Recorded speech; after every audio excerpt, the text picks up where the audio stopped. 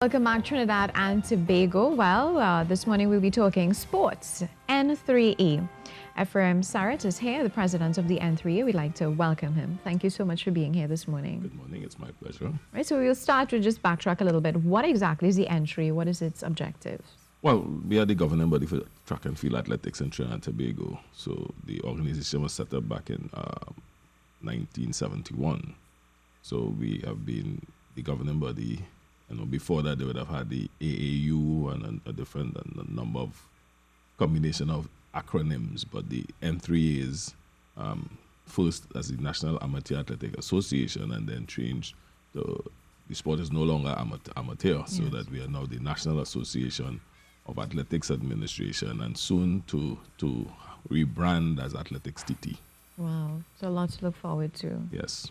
How many coaches, clubs, and athletes are part of the organization? Well, to date, we have registered over 50 clubs and over 3,000 athletes registered under the association. Just coming back recently, last weekend at the Carifta Games in Bahamas. We would have had a commendable, I would say, performance, seeing that we would have participated in fewer events than last year. Last year we would have gotten 22 medals. This year we got 17, and we still have one medal pending, so it should be 18. So we participated in fewer events, smaller team. It's always costly when the games are held north, so the games was in the Bahamas. So, all of those things would have factored in the size of the team, because it's, as you know, the economic situation we're in now, funding is very difficult to come by. So we were very thankful that we got some assistance from the sport company. We also got some assistance from the Tobago House of Assembly, thanks to Mr. Jomo Pitt, the Secretary for Sport and Youth, as well as the National Lotteries Control Board, so, and Republic Bank as well. So we have to go out there and, source support for our athletes to represent Trinidad and Tobago. Right. So despite the fact that we got fewer medals, you're generally pleased? Yes, we had commendable performances. We had Tariq Hosford, who for the first time this year, he has gone up into the under-20 age group. He would have won the gold medal again, having won 3 previous years in the lower age group. Talina Murray, also from Tobago, would have won the gold in the javelin in the girls under 20, and then we had Veon Joseph winning the gold in the javelin in the boys under 17. So we had 3 javelin throwers who would have won gold medal. Young Shaniqua Bascom, who's just 14 years old, she would have done her personal best, coming fourth in the 100 meters, and then we've gotten another personal best in the 200 and getting a silver medal, 23.75. So we have quite a few young people. We have a young Natasha Fox from Point Forte, 13 years old, the youngest athlete on the team, who would have gotten to the finals of the girls under 17, 400 meters, and doing a personal best. So we have a wealth of talent. The thing that we have that is different that we always compare to Jamaica is that the schools in Trinidad and Tobago, our young people, I should say, our children are no longer allowed to play. So before you're born, your parents start thinking about which preschool, which primary school, which secondary school. So that we are losing a lot of our young people through that, as well as the environment that is around us. So we have the movie tongues, a lot of distractions. Whereas in the earlier days, people had other, interests in the sport. But we are losing a lot of our young people through, the distractions, and then no fault of the parents, because they want their children to get the proper education. But track and field is also a vehicle that could allow you to get education, because there are scholarships. Yes. So then you need to know how to balance that schedule with respect to your studies and your sport. Wow. What are your thoughts on Tobago's performance as it pertains to the dominance in the track and field, especially with the age group level? Well, Tobago continues to represent well. We won 4 gold medals. 3 of the gold medals were won by athletes from Tobago. Sometimes we wonder whether if it's the food is different in Tobago. Our children on this side, there's a lot of fast foods. So that is a number of factors. But what we are trying to do as an association, we are trying to identify those athletes who we think in the future, in let's say 2020, 24, would be podium ready.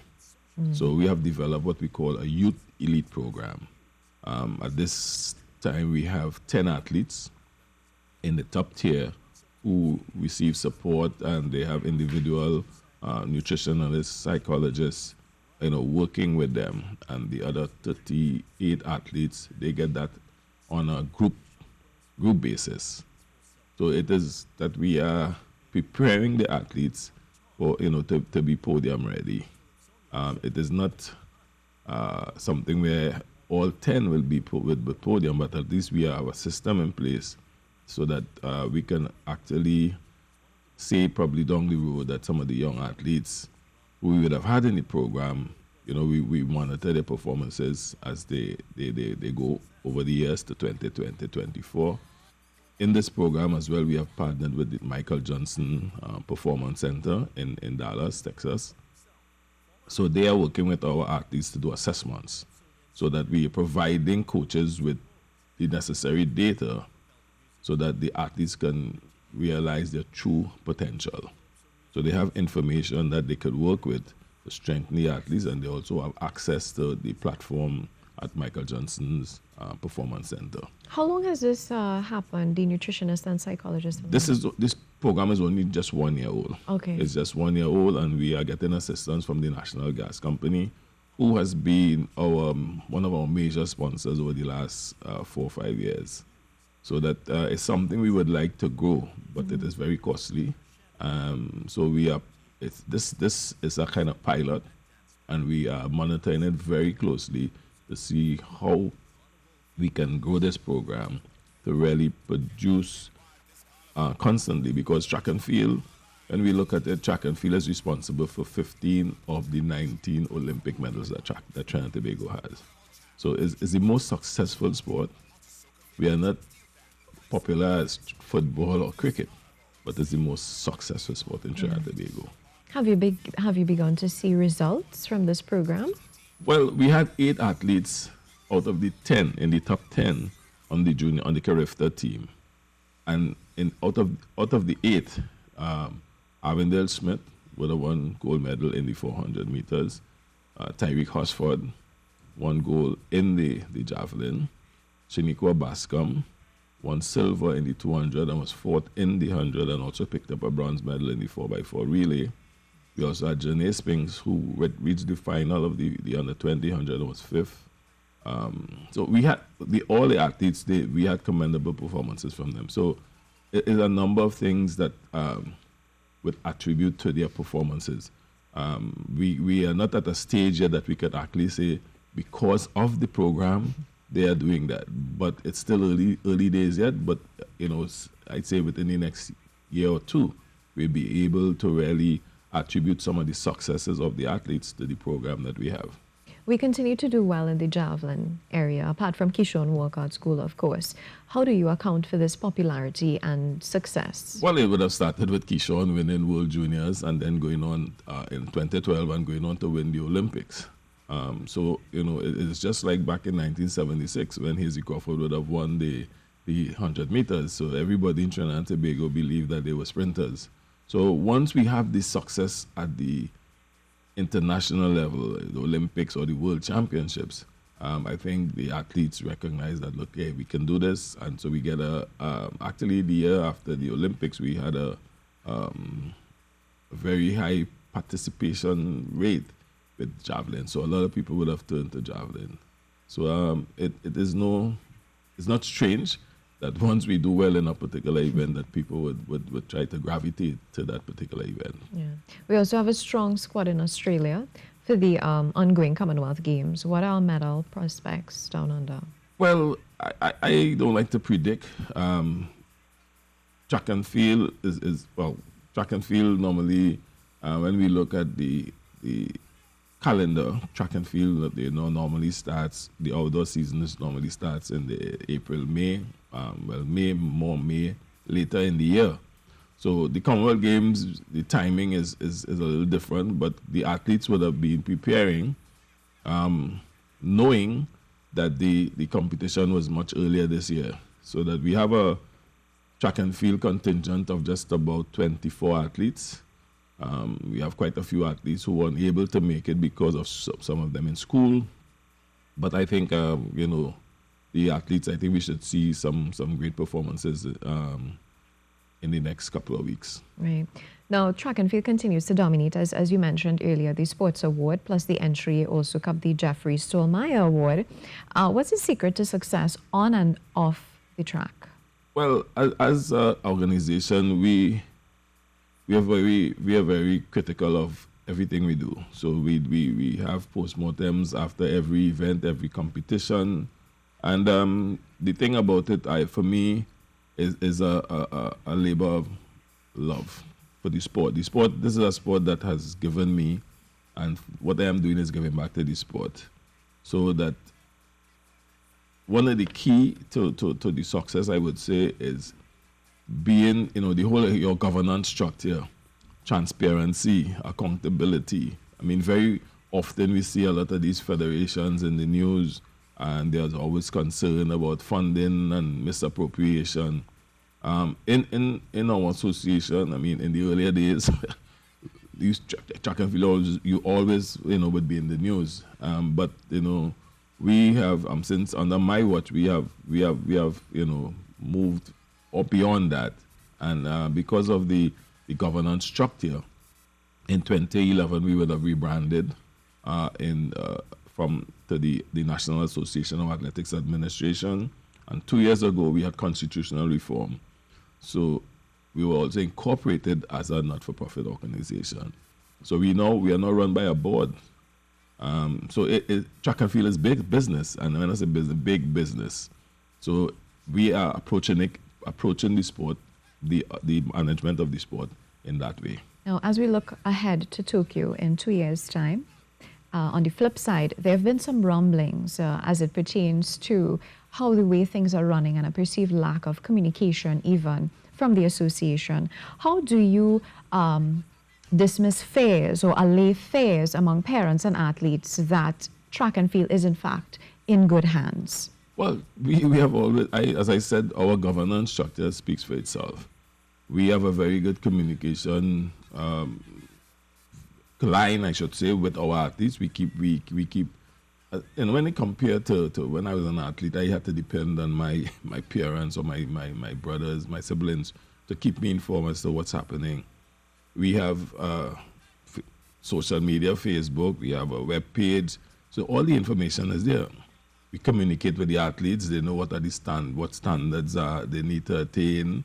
We have a selection policy, which is also on the website, so everything is there. But one of the problems we have, or I recognize, is people don't read. They don't read, so that there's a selection policy. It explains exactly what is required, what this association is going to do, how they operate, and all of that. The Constitution is on the website. All pertinent information that athletes, parents, whoever wants to know, it's there. But what happens a lot, though, we have people who, they're always negative. I mean, we in any way you will always get that. But when we ask what are their contributions are zero. But they some of them have never even participated. They don't even understand the sport. But they always criticize, but never with solutions. Never with solutions. So for me, I don't respond or bother with social media. I mean, it is there, yes. That's the trend. But we know what we're about. We set out to do our work, to prepare our athletes and to prepare them to represent Trinidad and Tobago at the best of their ability. Great. Your closing comments, Mr. Surratt, what can we look forward to? Well, later this year, we have Youth Olympics. We also have the World Junior Championships, the CAC Games in Colombia for the seniors, and also the NAAA Senior Championships in Toronto. So we have a lot of competition this year. Our athletes, you know, they have the calendar. They know what are the events. Our major challenge, again, as as I indicated earlier, is funding. It's a challenge as a not-for-profit organization. So we have to go out there and seek sponsorship.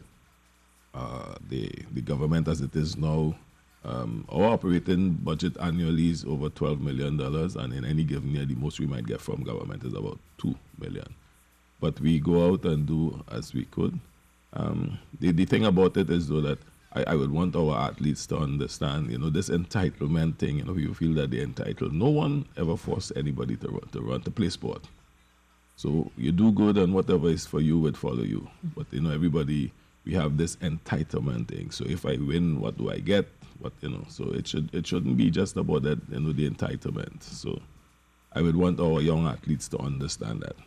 Great chatting with you, Mr. Surratt. Thank you so much for taking the time to be here. Definitely a privilege. Thank you very much. So we've been chatting with Mr. Surratt. He's the president of the N3A. We now take you to our Nescafe Feel Good moment.